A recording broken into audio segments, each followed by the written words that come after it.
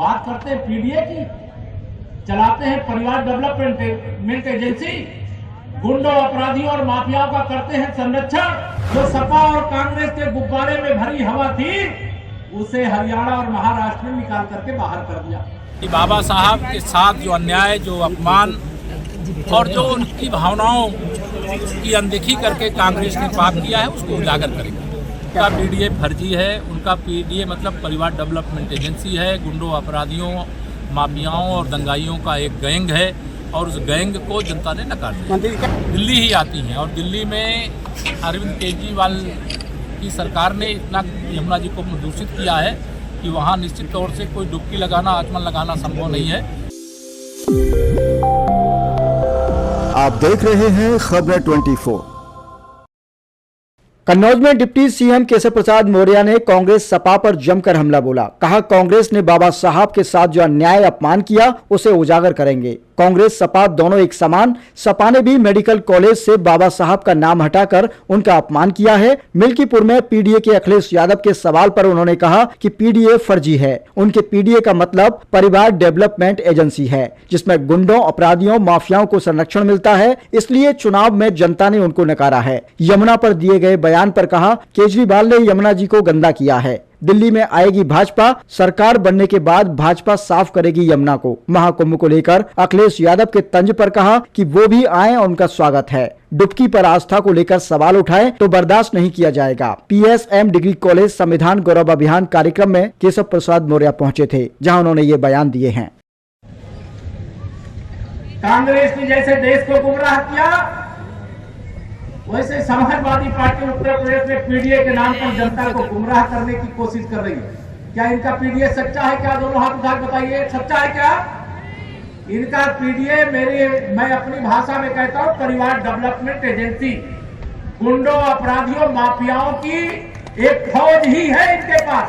और उसमें से भी बहुत सारे लोग यूपी छोड़ करके अब जा चुके हैं।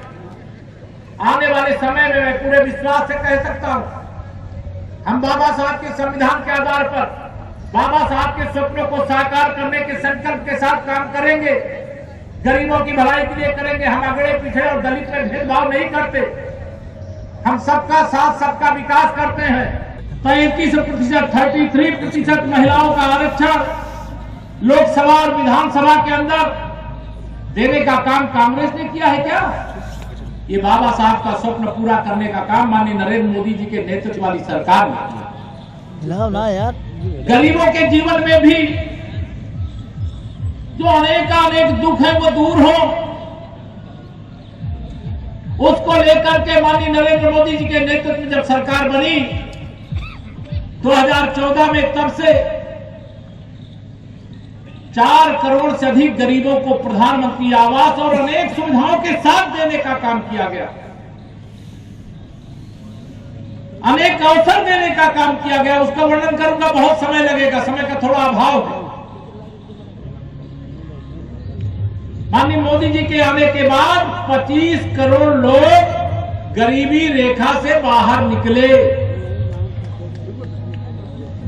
अगर बाबा साहब का संविधान नहीं होता तो एक पिछड़ी जाति में पैदा होने वाले नरेंद्र मोदी जी भारत के प्रधानमंत्री नहीं बन सकते थे। केशव प्रसाद उप मुख्यमंत्री के रूप में आपके सामने खड़ा नहीं हो सकता था। ये बाबा साहब के संविधान की देन है। आज हर क्षेत्र में हर वर्ग को अवसर मिल रहा है, व्यापक अवसर मिल रहा है। अगर किसी के अंदर आगे बढ़ने की क्षमता है तो उसको आगे बढ़ने का मार्ग प्रशस्त करने की शक्ति जो देने का काम करता है वो बाबा साहब का संविधान करता है। मैं आप सब लोगों को आह्वान करना चाहता हूं, अपील करना चाहता हूं। मैं 2024 का लोकसभा चुनाव याद नहीं करना चाहता। सपा और कांग्रेस की उस समय मिली भगत थी। झूठ बोलने की ऑटोमेटिक मशीन बनकर के समाज को गुमराह करने का काम किए। लेकिन गुब्बारे में जो हवा थी वो एक गुब्बारे की तरह फूट गए थे, अहंकार के आकाश में चढ़ गए थे। कुछ सीटें जीत लिए, लेकिन तीसरी बार मोदी सरकार इस देश के गरीबों के कारण, किसानों के कारण, मजदूरों के कारण, वंचितों के कारण, आदिवासियों के कारण अनुसूचित जाति, पिछड़ी जाति के सबके समर्थन के कारण से वहां पर बनी है। ये लोग बात करते हैं पीडीए की, चलाते हैं परिवार डेवलपमेंट एजेंसी, गुंडों, अपराधियों और माफियाओं का करते हैं संरक्षण। ये बाबा साहब के संविधान का सम्मान नहीं है। जो कमजोरों का साथ ना दे, गुंडों और अपराधियों, माफियाओं का संरक्षण करे, और उसका परिणाम ये हुआ। लोकसभा चुनाव 2024 में ही हुए और 3 राज्यों में विधानसभा के चुनाव जो हुए, उसमें हरियाणा तीसरी बार भाजपा सरकार वहां पर बनी। भारतीय जनता पार्टी बाबा साहब के संविधान की पुजारी है, बाबा साहब की पुजारी है। और इसका प्रमाण जब 2014 के 24 के लोकसभा चुनाव में इनके झूठ का दुष्प्रचार का खुलासा हो गया, पर्दाफाश हो गया। पर्दाफाश होने के बाद हरियाणा का विधानसभा चुनाव हुआ। श्री राहुल गांधी जी तो वहां सरकार की, अपने कांग्रेस सरकार की शपथ दिलाने की तैयारी कर रहे थे। श्री अखिलेश यादव जी समर्थन कर रहे थे। लेकिन जब ईवीएम खुली, वहां पर मतदाताओं ने अपने मताधिकार का प्रयोग करके बता दिया कि हरियाणा में जैसे देश में तीसरी बार मोदी सरकार, वैसे हरियाणा में तीसरी बार भाजपा सरकार बनाने का काम। जो समाज को बांटने वाले हैं, समाज को तोड़ने वाले हैं, समाज को कमजोर बनाने वाले हैं, आपसे मैं पूछना चाहता हूं, जब ये सत्ता में थे, चाहे कांग्रेस वाले और चाहे समाजवादी पार्टी वाले, क्या सही में ईमानदारी से ये गरीबों का, पिछड़ों का, दलितों का, वंचितों का, अगड़ों का, मतलब सबका ध्यान रखते थे क्या? जोर से बताइए, रखते थे क्या? ये सत्ता से इसीलिए बेदखल हुई। आज कन्नौज से मैं कहना चाहता हूं, 27 के सत्ताधीश बनने के बड़े बड़े होर्डिंग लगवाते हैं, लेकिन मैं दावे से कह सकता हूं कि 27 तो छोड़िए, 47 तक में सत्ता नसीब होने वाली नहीं है। मेरे प्रधानमंत्री मोदी जी ने क्या लक्ष्य रखा है? 2047 तक विकसित भारत बनाने का संकल्प लेकर के इस देश को दुनिया में नंबर 1 बनाने, दुनिया में इसका विश्व गुरु बनाने का अभियान चला रहे हैं। और अनेक क्षेत्रों में हमने आत्मनिर्भरता हासिल की है। आज अगर अमेरिका और चीन की पताका चंद्रमा पर फहरा रही है, तो भारत का तिरंगा भी चंद्रमा पर पहुंच चुका है। ये आप सब जानते हैं। आप सबको यह भी मालूम है कि आज यह भारत वो भारत नहीं है जो कांग्रेस की सरकार के समय का भारत होता था। आज पूरी दुनिया के अंदर भारत की हनक है, भारत की धमक है, भारत का सम्मान है, भारत का मान है। और लोगों को मालूम है कि नरेंद्र मोदी जी के नेतृत्व में भारत को विश्व की महाशक्ति बनने से कोई रोक नहीं सकता। इसलिए ये कांग्रेस वाले हो चाहे सपा वाले, ये सब मिलकर के इन लोगों ने साजिश, तमाम भारत विरोधियों के साथ मिलकर के साजिश की कि 2024 में तीसरी बार मोदी सरकार न बनने पावे। लेकिन जनता तो जनार्दन है, उसको मालूम है किसके नेतृत्व में सरकार बनने से देश का विकास होगा, देशवासियों का विकास होगा, देश हर क्षेत्र में आगे बढ़ेगा। इसे तीसरी बार मोदी सरकार देश में बनी है और 2047 तक बाबा साहब के संविधान के अनुसार यह देश चल रहा है अब। और वह 370 कांग्रेस ने थोपा और आप सबके आशीर्वाद से जब भारतीय जनता पार्टी मोदी जी के नेतृत्व में जीती, तो हमने 370 को खत्म कर दिया।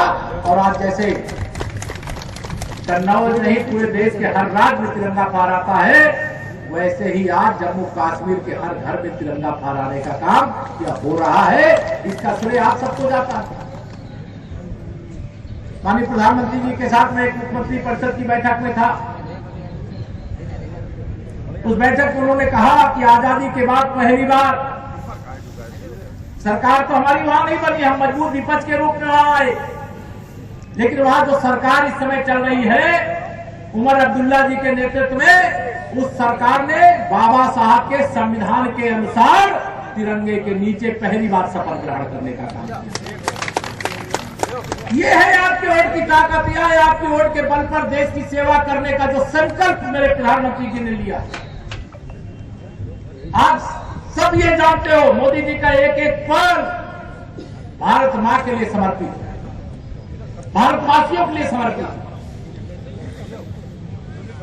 अगर आपने माननीय नरेंद्र मोदी जी के नेतृत्व में देश के अंदर सरकार नहीं बनाया होता, हम किसी की सीमा का अतिक्रमण नहीं करते, लेकिन कोई अगर हमारी सीमा के अंदर घुस करके हमारे देश को नुकसान पहुंचाएगा, हमारे सुरक्षा बलों को, हमारे नागरिकों को नुकसान पहुंचाएगा, तो अब भारत वह भारत नहीं है कि तुम अगर मेरे एक गाल में तमाचा मारते हो तो हम दूसरा गाल हाजिर कर। बाबा साहब भीमराव अंबेडकर जी के चरणों में शीश झुका करके हम सब संकल्प लेते हैं कि बाबा साहब के साथ जो अन्याय, जो अपमान और जो उनकी भावनाओं की अनदेखी करके कांग्रेस ने पाप किया है उसको उजागर करेंगे।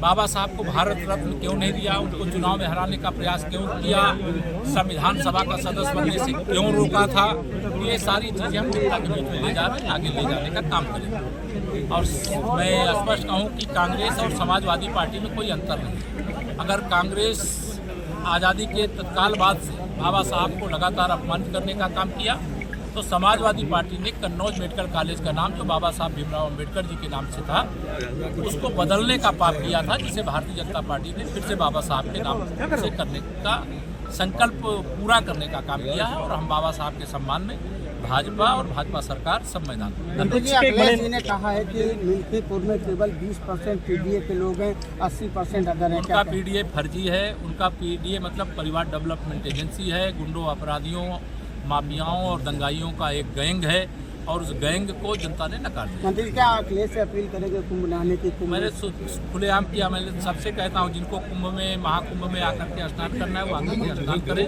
लेकिन कुंभ में आने वाले श्रद्धालुओं की आस्था को चोट पहुँचाने का पाप न करें। हमें गर्व है कि हम अपनी संपूर्ण मंत्रिपरिषद के साथ महाकुंभ में संगम में डुबकी लगाए, कैबिनेट की बैठक लिए और महाकुंभ 2025 में 2031 में होने वाले अर्धकुंभ की नींव डालने का भी संकल्प लिए, कई फैसले किए। अखिलेश ने एक्स किया है कि जो मथुरा से निकली यमुना है उस पर आप आचमन करके देखें, इस पर आप आजकल कांग्रेस के साथ अखिलेश यादव जी की दोस्ती टूट गई है और केजरीवाल जी से दोस्ती और उस दोस्ती के क्रम में यमुना जी आगरा से नहीं निकलती है, इसलिए अखिलेश जी को ये मालूम होना चाहिए।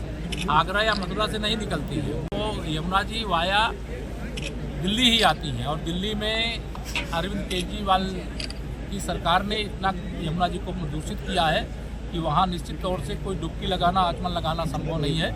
लेकिन 8 फरवरी को वहाँ भाजपा की सरकार बन जाएगी और आने वाली 8 फरवरी जब अगली 8 फरवरी आएगी वहाँ डुबकी भी लगाएंगे लोग, आचमन भी करेंगे। क्या आप मानते हैं कि डर लग रहा है भाजपा दिल्ली चुनाव में भाजपा की सरकार बनने जा रही है? क्या आप मानते हैं उनको डर लग रहा है जाने से? हाँ, क्या डर लग रहा है जैसे राम मंदिर करने का? नहीं, उनको डर लग रहा है, जनता उनको सबक सिखा